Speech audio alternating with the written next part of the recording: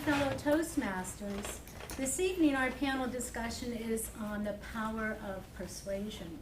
And the primary purpose of a persuasive speech is to influence the thinking and or behavior of other people.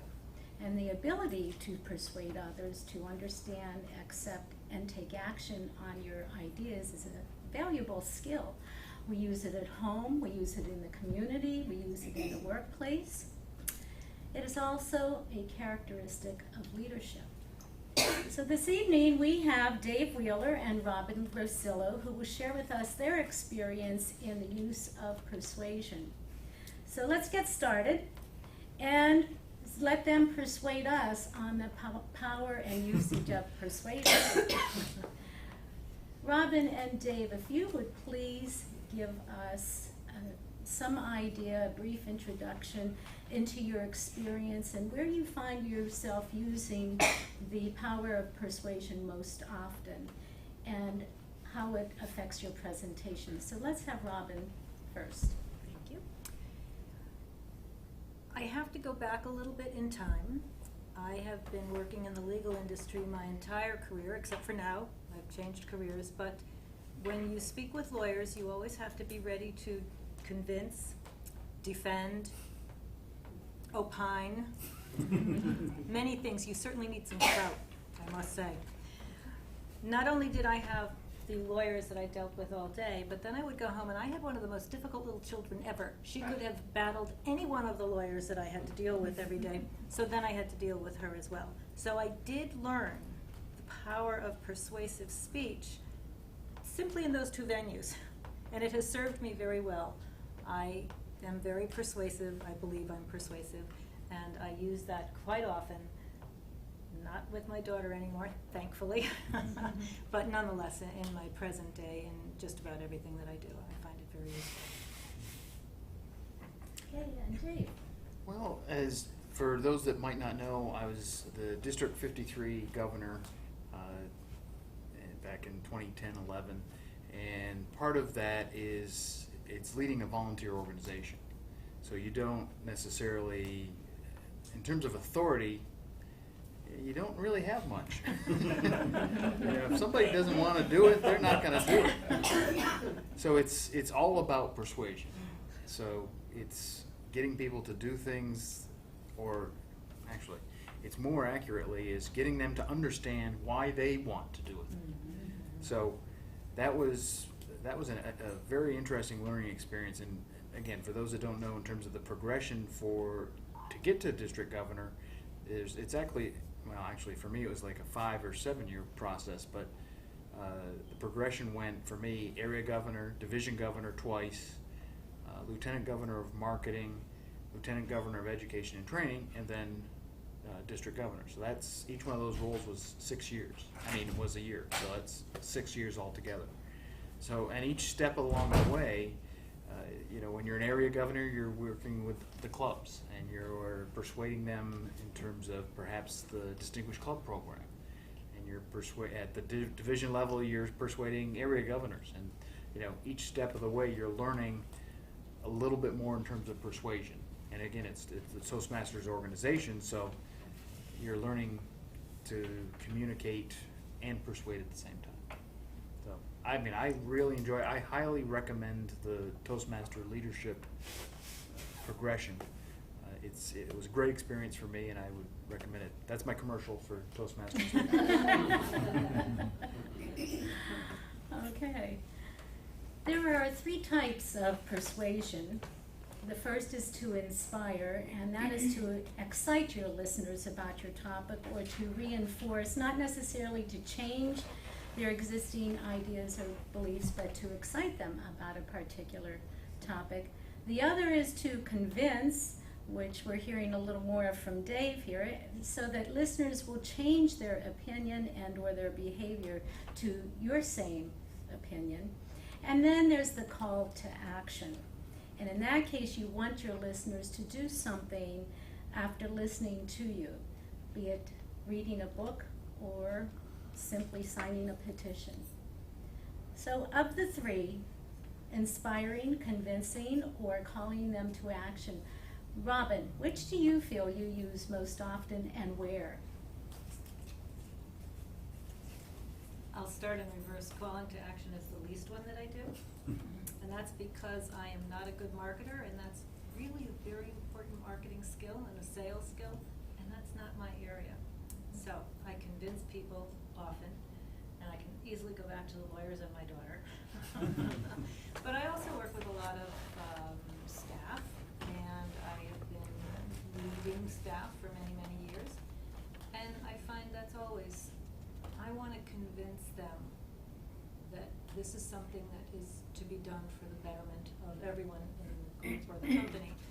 So I use that quite often, and it's very, very effective. I like to inspire people as well, and that will depend on, certainly with the staff that I've managed all these years, but also I do a lot of talking on behalf of the Alzheimer's Association. And I want to inspire people to get involved with the Alzheimer's, and I want to inspire them to see that there actually are some aspects of this dreadful disease that you can find a little bit of humor in, but also it helps you to understand how you can deal with this disease. So I think in that case the inspiration is much more powerful than the convincing. And I do suppose that I will end an Alzheimer's speech with some call to action or other. It's certainly not my strong point, but I'm working on it. Dave, do you find inspiring your audience, convincing them, or calling them to take action? Which of these do you find yourself using most often? Well, my career outside of Toastmasters is generally in sales and marketing. And one of the things I find with, and it's again, like Robin said, it's kind of a marketing thing, but the call to action is something I focus on. When I'm working with my clients in terms of a marketing piece, I always make sure that we both agree on what that call to action is. If you start with the call to action and work backwards, a lot of times that makes the whole whatever speech or marketing piece makes it that much easier. So I'm probably heavy on the call to action aspect, because I think it's one of those areas that is often overlooked. You know, a lot of people write a speech and then, oh, I'm at the end. What should the audience do? Well, the whole speech should lead up to what the audience should do. The other thing, and it's one of the best tools I found for convincing people, and it was created by a guy named Goldratt, and it's essentially convincing people that don't want to be convinced, where you have a conflict. They want this, you want this, there's a conflict. His theory is, and it's, I guess part of the reason I like it is it's so graphical, is if you kind of write it down what they want, what you want, and then you take a step back from each of them in terms of what are the assumptions that you're making and they're making, so you understand that, and then you look at why are you even trying to convince them? What is common? So it's kind of like a 5-part diagram where if you understand all of this, and especially the part of what you have in common, a lot of times the whole thing just, once you understand all those aspects, you can convince them very easily because, obviously this is the answer. And again, it's Goldratt. I'm trying to think. He has a whole series of books, but I can give you more information. But I found that very, very helpful for when I really need to convince someone in a difficult situation. I'll have to check him out. And the name of the books? I've read like 5 of his books. I know the marketing one is It's Not Luck. His first one is The Goal. It's about a manufacturing company, but it has all kinds of things. But yeah, GOAL. And the correct spelling of his name, Dave? Gold, RATT. Okay. So, Gold. yep. Okay, wonderful. Thank you for that. We all know the old adage, your reputation precedes you. So in other words, the content of your message is just as important as the audience's opinion of you. With that said, Robin and Dave, what do you do in advance of your presentations that will entice your audience and or your customers to listen and to you and or attend your presentations? Is there something that you do in advance that Prepare. entices? And how do you do that? What do you do? I research, I know what my topic is going to be first, and then I research as much as I can about what should go into that topic and what the pluses and the minuses might be, so that I can argue both sides as needed.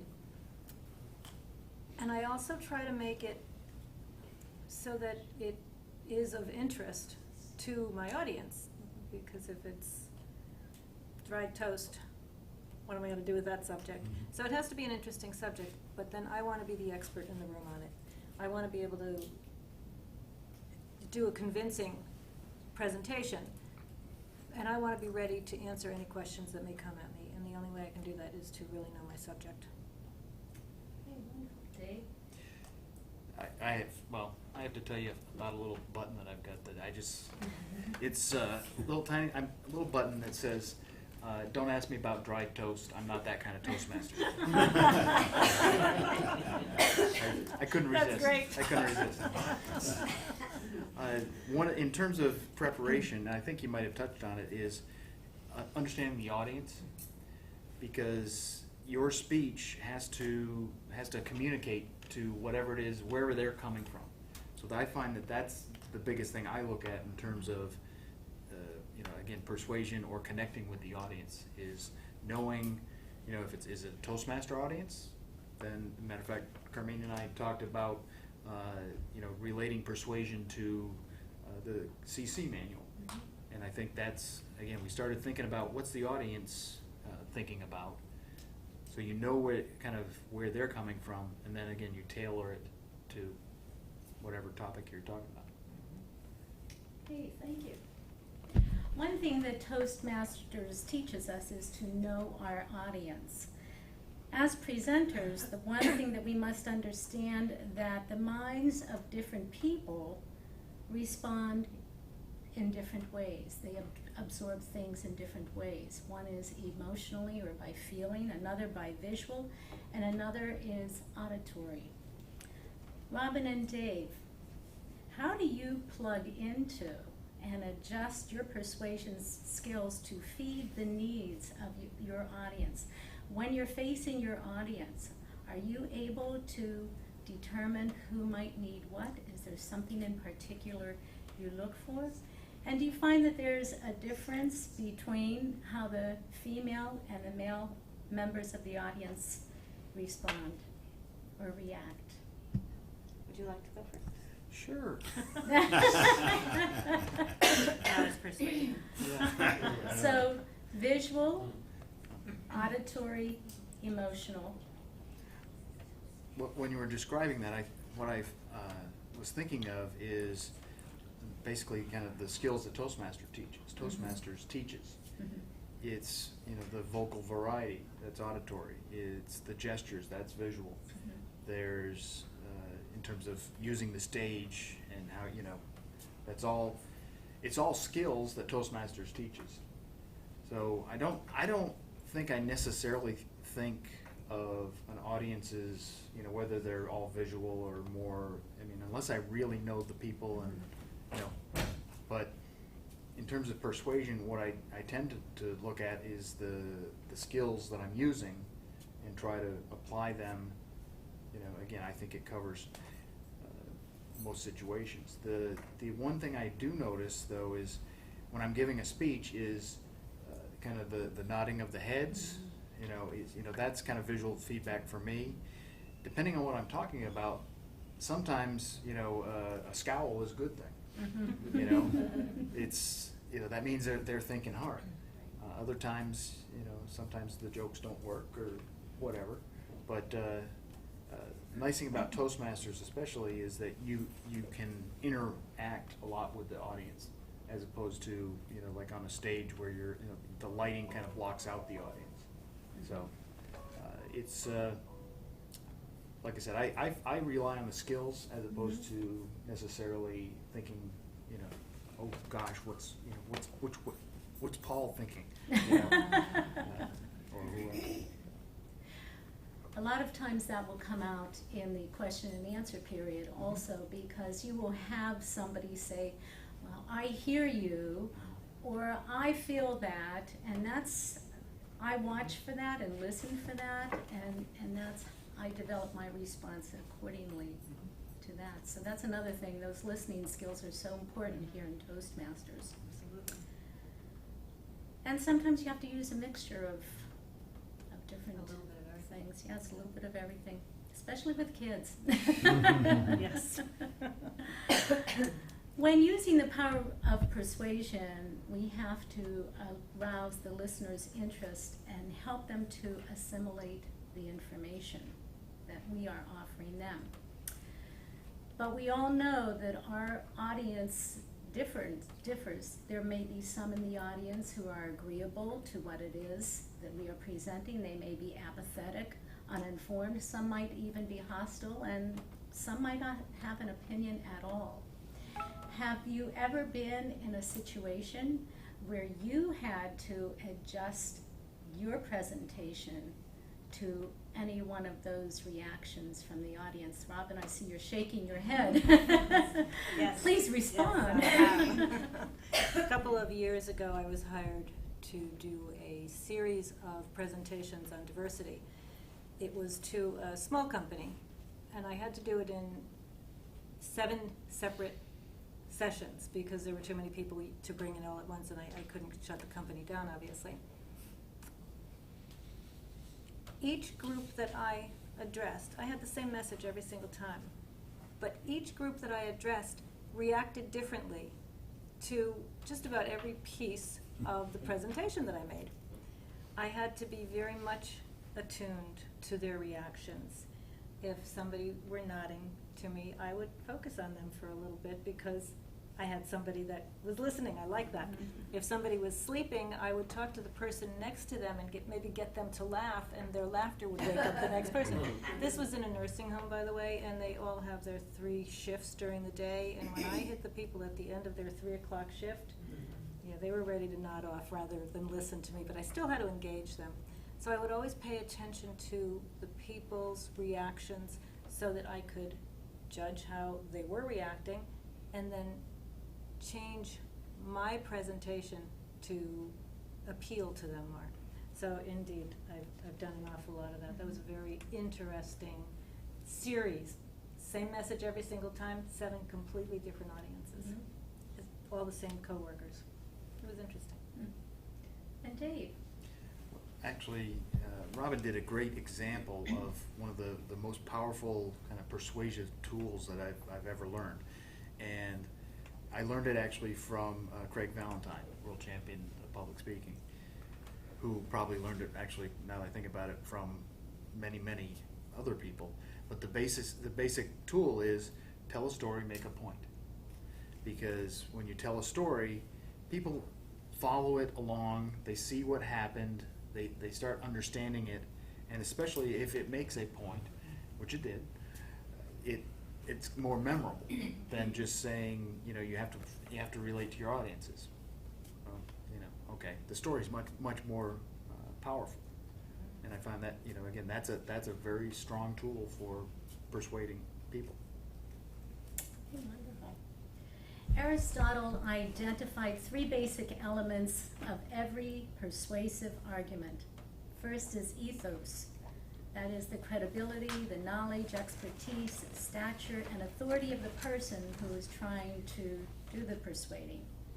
There is logos, which is the appeal of logic, reason, cognitive thinking, and data and facts. And then there is pathos, the appeal to the emotions, the non-cognitive, non-thinking motivations that affect decisions and actions.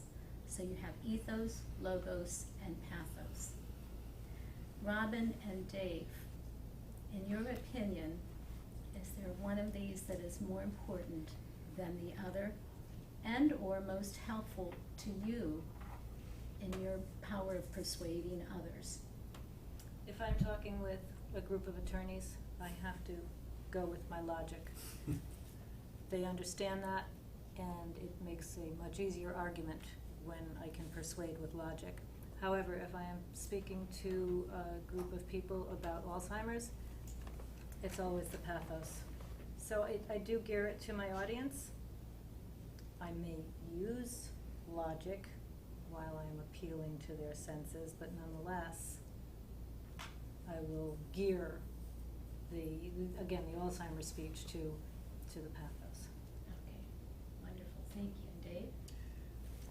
Again, I'm coming from a marketing point of view, and one of the things I find is that once somebody wants it, they'll find the logic that they need. So I guess that means, you know, starting with pathos and you know, developing a desire, and, you know, again, throw in some facts so that they can pick up and say, oh yeah, of course that makes sense. You know, it's very logical. I want Logic, it. right. All right, so Dave, in your marketing strategies, give us some idea as to how you would use the power, be a little more specific. How would you use the power of persuasion when marketing whatever? Give us a for instance. Well, whatever is very important. Yeah. Everybody needs some whatever.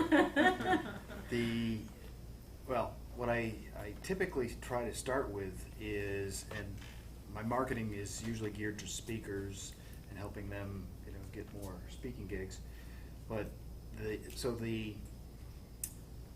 I like to start with is understanding exactly what the benefits that they're bringing. You know, what's the value? And once you understand the value, then you can start looking at, okay, this is the value, this is the answer that you provide for whatever the problem is. You've defined the problem, then you start looking at, okay, well, what is this, why is this a problem? You know, what are the, you know, kind of the hot buttons or the, you know, pain points that the potential customer would have? And once you, again, understanding that helps you come up with, you know, phrases or headlines or whatever that will, you know, kind of push the pain button and then bring the solution. So it's a combination of, well, I mean, that's kind of the progression is understanding what the value that they have, what's, you know, how does that a solution for a prospective customer, and what's the solution, you know, what's the problem that they're solving, and then again, you know, what are the issues or the pain points that lead to that? Because you need to make somebody want it before they'll agree to buy it. Exactly, and he's actually very good at that. He's been assisting me as well as other fellow Toastmasters with their websites and being able to get our wonderful skills out there to the general public, be it whatever. So you're very good at whatever, Dave. I'm a specialist in whatever. Yes, you are. And Robin, how about you? You were speaking about working with the lawyers and so on. Can you give us a definite example where you had to use your persuasive skills? There must be many. I just must think for a moment. If I thought that an employee was due for an increase because of spectacular performance or something along those lines, I would have to, first of all, have all of my logic. I would have to have all of my facts. Okay, we can put this into the budget. This is in line with everybody else. He or she is recognized and due this particular increase. So I would start with the logic, but then I would have to swing right into the persuasion as to why we value our employees and why we need to make this employee feel the value. And that's a lot of persuasion when you're talking to lawyers.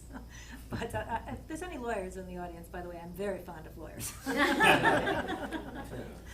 But I do have to swing around and take a different approach because I've now made the logical point, but I still have to convince them that this is a very valuable person. You can hit the dollars and cents first, then go to the personal nature of why you're doing this, what the benefit is to them, what the benefit is back to the company. Wonderful.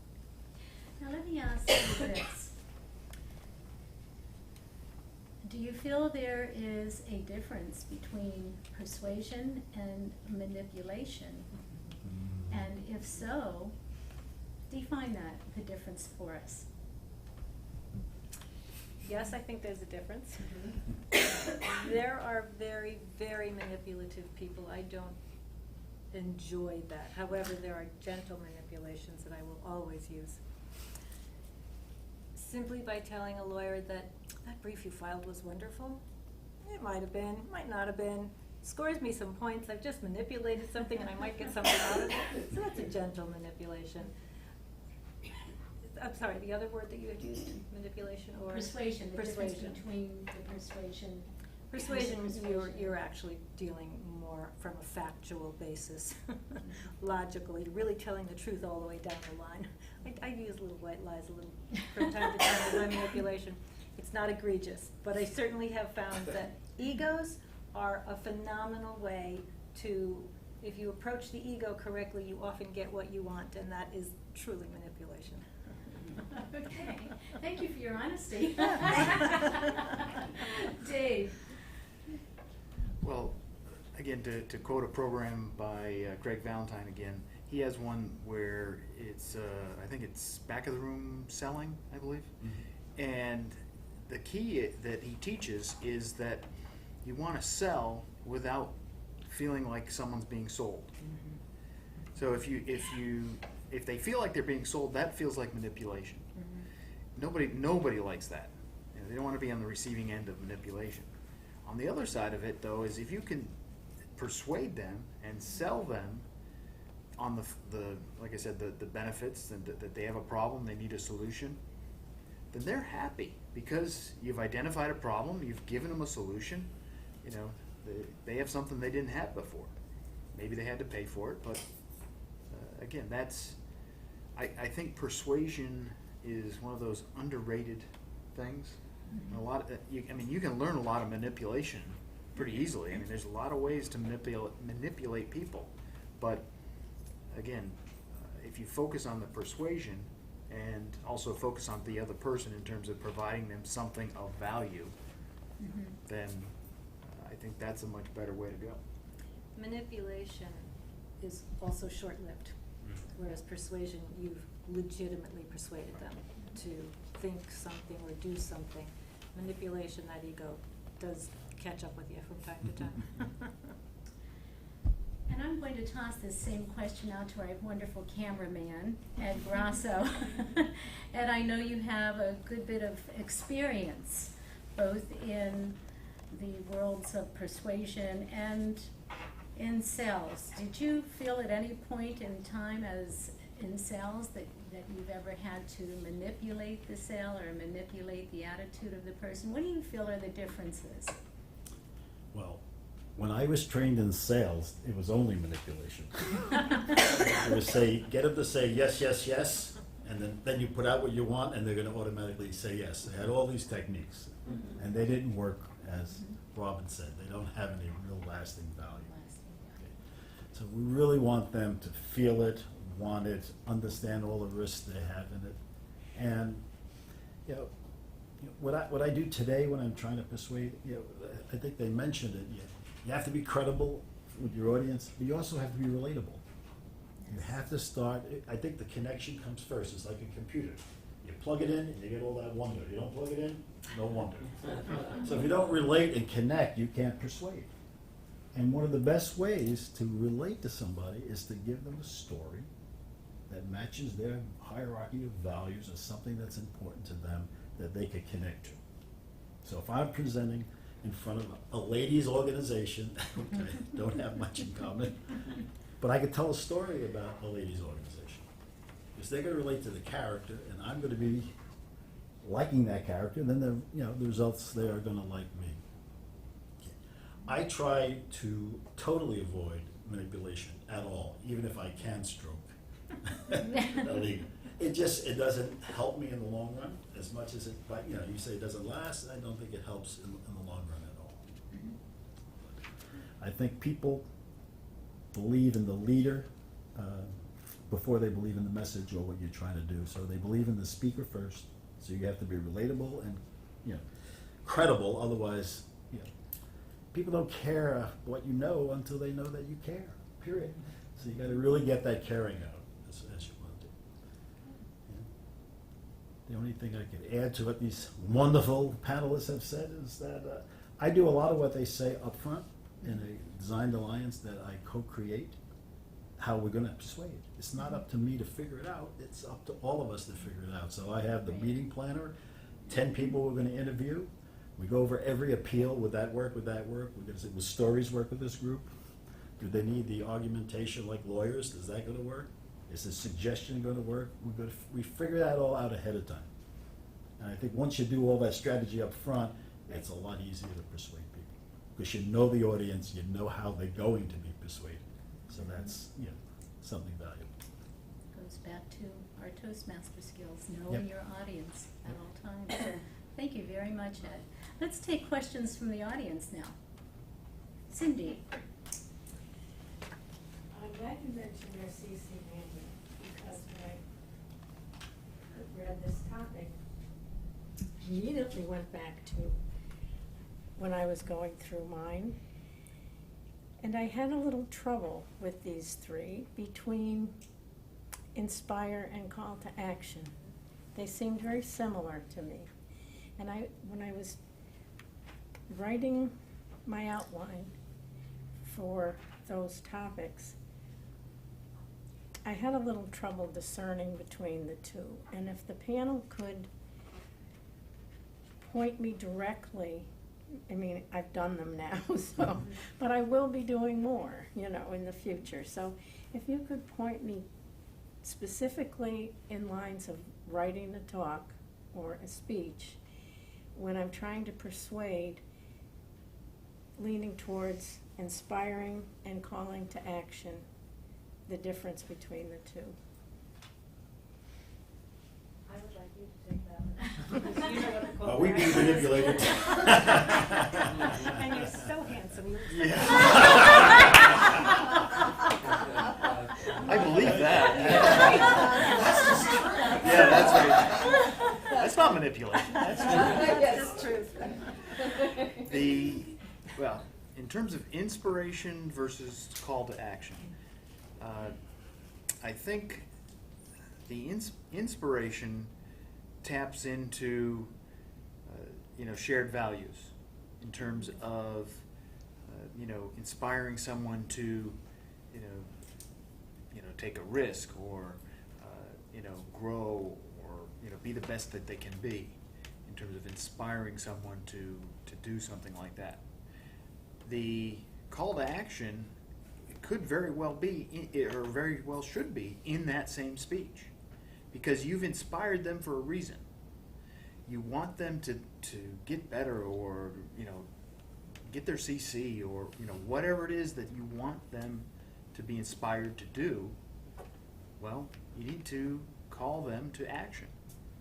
That's, again, that the two things are really tied together. They're kind of two sides of the coin. You want to inspire them to do something. I don't know, in terms of how you do that. There's many ways to inspire people. There's stories are great, and so there's many ways to inspire. The call to action, you can keep it very simple. The one thing I will say about call to actions, though, is it should really not be a surprise when you get to the end of your speech. If you're well, for example, for Robin, talking about Alzheimer's, and this and this and this about Alzheimer's, and then at the end, if she asks, well, I'd like you to support my swim team, it's like a clear disconnect. I mean, I'm exaggerating for effect, but again, you're inspiring for a reason. That reason is your call to action. Does that make sense? Yeah, I was trying to figure out when I would have a speech that was inspiring that was not a call to action. They just seemed Yeah. same thing. The call to action, though, I think is more definitive, where the inspiration is perhaps a little bit more emotional. you're connecting with the people, and after you've made that connection, Right. and then you go for the definitive. This is what I want you to do. Right. But there's the manipulation. This is what you want to do. That's right, that's right. Good way to phrase it. Another thing, Cindy, in your speech about voting in the preliminaries, Yes. that was a call to action, and I did so because I was inspired by the information that you gave us and told us what happens when we don't vote in the preliminaries. So they are hand in hand, they do go hand in hand. And do you have anything to add to that? Well, you know, when you're writing a speech, you want to say, what do I want them to feel, act, or think at the end of the speech? And I can get there a variety of ways. One is inspire them to get that feeling, or that thought, or that, or that action. Or I could do it in other ways. So it's really about finding out what they really want to, what do you want your audience to feel, think, and act at the end of your speech? And then you can find whatever tool to do that. If you can inspire them to do it or some other way. But find out what that is, and like Dave said before, once you know which one of those things is, back it up to the beginning, Or another way to think about this, what is the carry-out message, the fundamental phrase you want them to remember? And make sure that's repeated several times in your presentation from the beginning to the end. So I think it's really about what do you want them to do at the end. And I've written speeches where I just wanted them to go out and think. That was the action.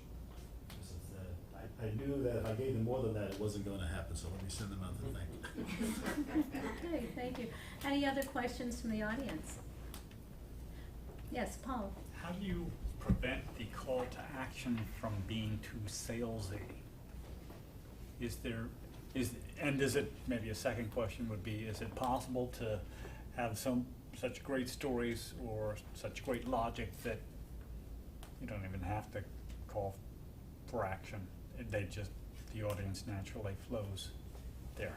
I think you may have answered your question. Because, again, if you've inspired them, then the call to action in a lot of ways can just be a summary. It's like, I showed you this, I showed you this, I showed you this, these 3 ideas. Of course you want to, whatever the call to action is. If it sounds too salesy, it just means that the groundwork hasn't been laid. And like Ed was mentioning, it's important to have things that are very early in the speech that kind of seed the idea of what the call to action is going to be. You don't, like I said, you don't want to surprise them with the donation for the swim team at the end. So. Yeah, one other thing I'll add, it's good when you're doing these speeches to check in with your audience, get their feedback from it. Because if you don't check in, they check out. Yes. So it's important to check in with them. Look, here's where we're heading. What do you guys think? What are you feeling now, guys and gals, and that kind of thing. So it's really, really important to check in. You don't have to figure all this out in your head. Think of the speech as conversational, like you're sitting across the dinner table from somebody and you want to know, well, what do you think about that? Get their opinion. Then you know how to land the call to action. And actually, I'll just add one other thing, is that beauty at Toastmasters is, you can try a speech and you can ask people for feedback, does this make sense? Mm-hmm. If you were my target audience, would this persuade you to do whatever the call to action is? That's a great thing about Toastmasters. The other way to do it is if you have a live audience and you're doing a speech multiple times, and maybe it's all the prospects that you have. If they're not doing what you ask them to do, then they're voting with their feet or their wallets. So you need to kind of use that as feedback. What percentage of the audience are you actually getting action out of? So that's. Yes. I'll just mention, I have a workshop I developed called If You Don't Ask, You Don't Get, which is really the impetus behind negotiation skills. I lived for 3 years in South America, where it's a very informal economy, people constantly haggling, and I thought, well, I want to bring this back to the U.S. I used it for hiring vendors through work, and also just my own personal thing when I have to have contractors come over. Not always successful, but I'm getting better. But really, my emotional, the emotional appeal, I hope, is and that repeated. If you don't ask, you don't get. And I have little tricks. Well, not tricks, but examples I use, like taking out a $10 bill and saying, people keep leaving this on the table. Let's put it back in your pocket. That sort of thing. The fear of loss or the desire to gain, and then I do check in with the audience every now and then I have them do some practice. At the end, my call to action is to what are people going to do to what's coming up down the pike that they think they'll need to negotiate. So, and I do get some feedback. I have talked to some people say, oh, I used it with my children, or I recently had a meeting with a client. So it's nice to hear that. I'm trying to just see how far I can take this into more of a professional. Thank you, Next Lester. thing. Well, we are out of time. With these new skills that you have learned this evening, whether you inspire, convince, or call your audience to action, Project 7 is in the Competent Communicator is available to you to use these skills in the near future. And by the way, you do not have to take your speeches in order. You might want to go ahead and zoom into Project 7 while all of this is fresh in your mind. And I'll conclude with just a few other pearly words. The holy grail of persuasion is to get others to buy into the idea and want. That is the key word, want, which we've heard many times. You want them to do it your way. And the best way of doing that is in a way that others don't notice. And the fable of the sun and the wind is a good example. The wind and the sun decided to have a competition to decide once and for all who was stronger. They agreed that the winner would be the one who could persuade a man to take off his coat. The wind blew and blew, but the man only held on more tightly to his coat. Then the sun shone gently down, and within minutes, the man took off his coat.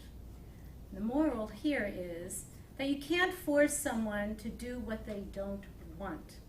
Instead, the art of persuasion is to get them to want what you want. Madam Toastmaster.